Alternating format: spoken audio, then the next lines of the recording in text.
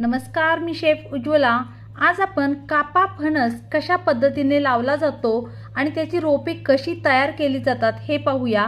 इथे मी 2 पॉलिथिनमध्ये माती भरून घेतलेली आहे आणि तुम्ही पाहत आहात इथे काही बिया दिसत आहेत। काही बिया पूर्ण कवर काढलेल्या आहेत तर काही बियांचे कवर तसेच ठेवलेले आहे।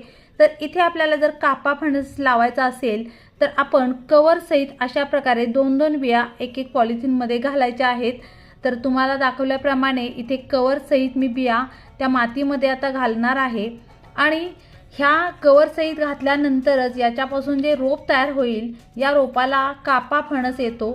आणि कापा म्हणजे अगदी अजिबात चिकट नसतो, खूप छान हा फणस असतो। आणि नाहीतर मग आपण जे कवर जर काढलं आणि जर त्या बिया लावल्या तर त्यापासून जो तयार होणारे रोप असतं ते म्हणजे बरका म्हणजे शेंबडा वगैरे, तर ते फार चिकट असतं आणि ते कुणाला सहसा आवडत नाही।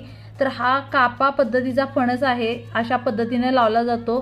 तर हे कवर काढलेलं बी अजिबात लावू नका, अशा पद्धतीने कवर असलेलंच बिया तुम्हाला लावायचे आहेत, त्यामुळे कापा फणसाची रोपे छान तयार होणार आहेत।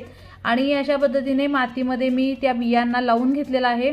आता वरून थोडीशी आपण आणखी माती घालायची आहे, थोडंसं पाणी घालून घ्यायचं आहे आणि काही दिवसातच तुम्हाला यातून कोंब बाहेर आलेले दिसतील।